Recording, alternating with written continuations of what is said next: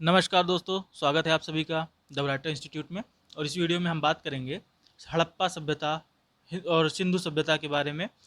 वैसे अब कुछ विद्वान इसे सरस्वती सभ्यता भी कहते हैं, तो आप जो भी समझें। वैसे सरस्वती सभ्यता मुझे भी उचित लगता है, क्योंकि इसकी शुरुआत भले ही हड़प्पा से हुई, मतलब प्रारंभिक खोज भले ही हड़प्पा से हुई या सिंधु नदी के किनारे हुई, लेकिन जो इसके अधिकतम स्थान हैं वो सरस्वती नदी के किनारे मिले हैं, ना कि सिंधु नदी के किनारे।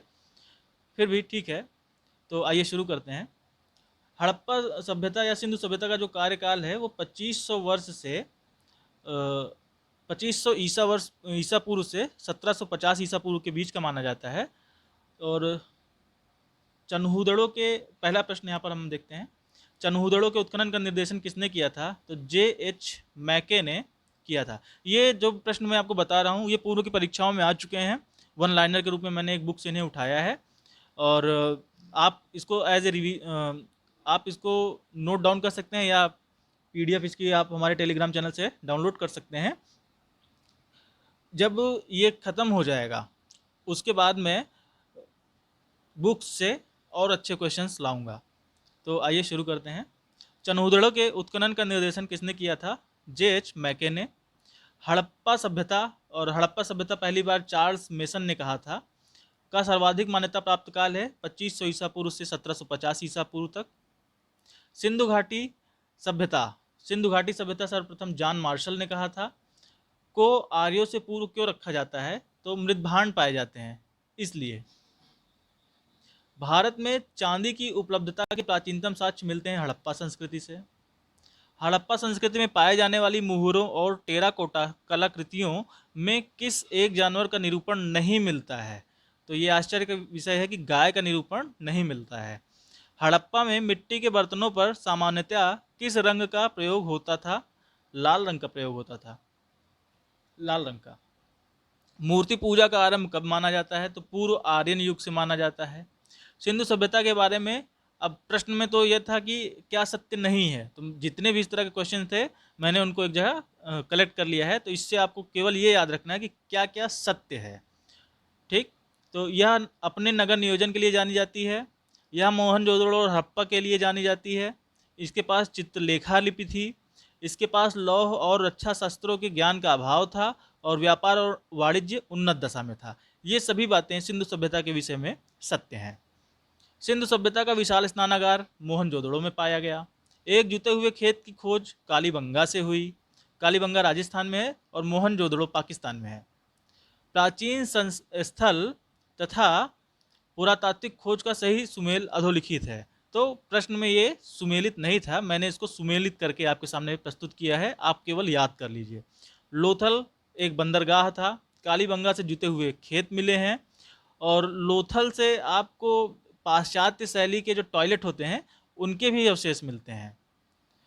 धोलावीरा हड़प्पा लिपि के बड़े आकार के 10 चिन्हों वाला एक शिलालेख मिला है यहाँ पर। तो हड़प्पन लिपि के जो शिलालेख मिले हैं वो धोलावीरा से मिले हैं, और बनावली से पक्की मिट्टी से बनी हुई हल्की आकृति मिली है। प्रकृति नहीं, आकृति होना चाहिए था। सही सुमेल, फिर से ये क्वेश्चन में सुमेलित नहीं था, मैंने सुमेलित करके आपके सामने दे दिया है, आप बस याद कर लीजिए। हड़प्पा रावी नदी के तट पर है, लोथल भोगवा नदी के तट पर है, नागार्जुन कोंडा कृष्णा नदी के तट पर है, और पैथन गोदावरी नदी के तट पर है। हड़प्पा आपका पाकिस्तान में है, लोथल गुजरात में है, नागार्जुन कोंडा आंध्र प्रदेश में है, और पैथन महाराष्ट्र में है। सिंधु सभ्यता संबंधित है आद्य ऐतिहासिक युग से, आद्य ऐतिहासिक युग से संबंधित है।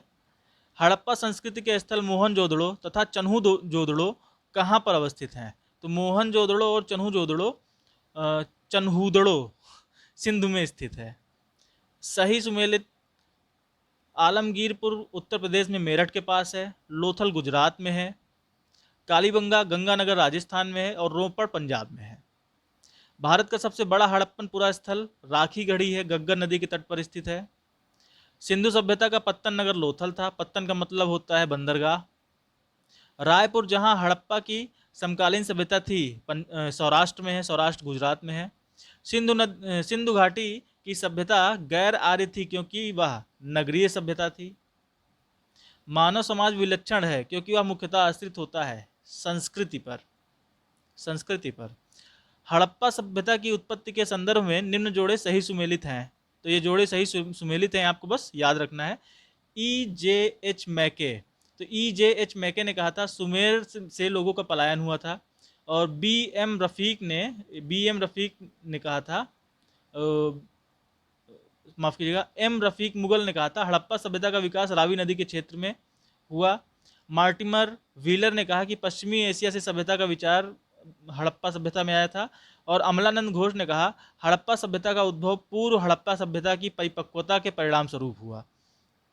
सिंधु घाटी के निवासियों की सभ्यता को जानने के मूल स्रोत हैं तो पुरातात्विक खुदाई में प्राप्त बर्तन, जेवर और हथियार और औजार।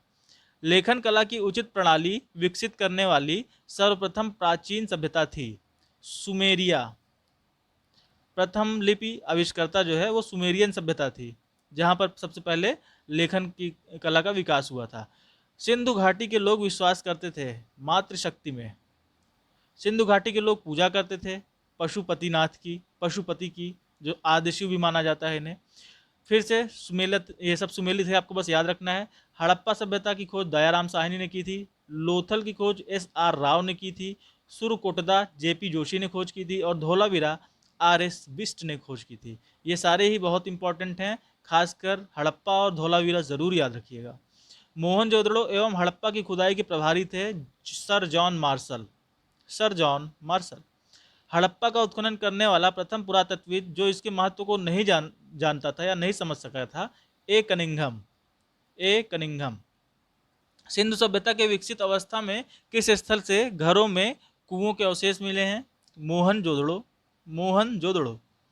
हड़प्पा किस सभ्यता से संबद्ध है? सिंधु घाटी सभ्यता से। हड़प्पा सिंधु घाटी सभ्यता से संबद्ध है। सिंधु सभ्यता को खोज निकालने में किन दो भारतीयों का नाम जुड़ा है? राखलदास बनर्जी और दयाराम साहिनी। कौन सा स्थल घग्गर और उसकी सहायक नदियों की घाटी में अवस्थित है? बनावली। निम्न तथ्यों का सही कालानुक्रम है।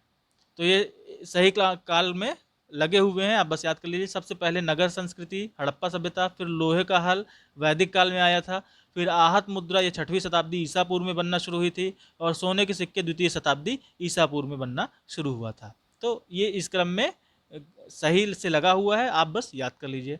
हड़प्पा संस्कृति के संदर्भ में शैलकृत मिले हैं धौलावीरा गुजरात से। अधोलिखित कथन सत्य हैं तो उसमें आपको सत्य और असत्य छांटना था, मैंने सत्य यहाँ पर लिख दिया है। मोहनजोदड़ो, हड़प्पा, रोपण एवं कालीबंगा सिंधु घाटी सभ्यता के प्रमुख स्थल हैं। हड़प्पा के लोगों ने सड़कों तथा नालियों के जाल के साथ नियोजित शहरों का विकास किया था। तो ये दोनों सही हैं। वस्त्रों के लिए कपास की खेती का आरंभ मोहनजोदड़ो से शुरू हुआ था, भारत में मिलता है। सिंधु घाटी सभ्यता वैदिक सभ्यता से भिन्न थी क्योंकि इसके पास विकसित शहरी जीवन की सुविधाएं थी, इनके पास अश्व भी नहीं थे और इनके पास लोहे का ज्ञान नहीं था। तो याद रखिएगा, जो सिंधु घाटी सभ्यता है वहाँ पर घोड़े और लोहे का ज्ञान नहीं था और एक शहरी सभ्यता थी। किस स्थान पर सिंधु घाटी सभ्यता से संबद्ध विख्यात वृषभ मुद्रा प्राप्त हुई है? मोहनजोदड़ो से। मृड़ पट्टिका पर उत्कीर्ण सींग युक्त देवता की कृति प्राप्त हुई थी कालीबंगा से। किस घोड़े का अंकन हड़प्पा की मोहरों पर नहीं मिलता है? किस पशु का अंकन हड़प्पा की मोहरों पर नहीं मिलता है? तो वो है घोड़े का। किस पदार्थ का उपयोग हड़प्पा काल की मुद्राओं के निर्माण में किया जाता था? सेलखड़ी का। पैमानों की खोज से यह सिद्ध कर दिया कि सिंधु घाटी के लोग माप तौल से परिचित थे। तो ये पैमाने कहाँ मिले थे? लोथल गुजरात में। सिंध का नकली स्थान किसे कहा जाता है? मोहनजोदड़ो को। सिंधु सभ्यता की मुद्रा में किस देवता के समतुल्य चित्रांकन मिलता है? तो आद्य शिव, आरंभिक शिव का चित्रांकन यहाँ की मुद्राओं में मिलता है। मोहनजोदड़ो को किस एक अन्य नाम से भी जाना जाता है? मृतकों का टीला। हड़प्पन स्थल सनौली, ये बागपत में है, के उत्खनन से प्राप्त हुआ थे मानव समाधान। किस हड़प्पा कालीन स्थल से नित्य मुद्रा वाली स्त्री की कांस्य की मूर्ति प्राप्त हुई है? मोहनजोदड़ो से। किस हड़प्पा कालीन स्थल से पुजारी की प्रस्तर मूर्ति प्राप्त हुई? हड़प्पा से रोमन, सिंधु, यूनानी एवं मिस्र की सभ्यताओं में से कौन सी सभ्यता नील नदी के तट पर पनपी थी? तो मिस्र की सभ्यता नील नदी के तट पर विकसित हुई थी। और जो सुमेर सभ्यता है वो इराक में बहने वाली दो नदियों के बीच, दजला और फरात नदियों के बीच पनपी थी। हड़प्पीय स्थल एवं उनकी अवस्थिति से संबंधित राज्यों का सुमेर यहाँ पर ये हड़प्पीय स्थल हैं और यहाँ पर वर्तमान जो राज्य हैं तो इसे देख लेते हैं। आइए, मांडा जम्मू कश्मीर में है, दायमाबाद महाराष्ट्र में है, राखीगढ़ी हरियाणा में है और दधेरी पंजाब में है। याद रखिएगा, इस पर क्वेश्चन पूछे जाते हैं। सिंधु घाटी सभ्यता झेलम, चेनाब, सिंधु एवं गंगा नदी में से किसके तट पर नहीं थी? तो गंगा नदी के तट पर नहीं थी। हाथी दांत का पैमाना हड़प्पीय संदर्भ में मिला है लोथल में।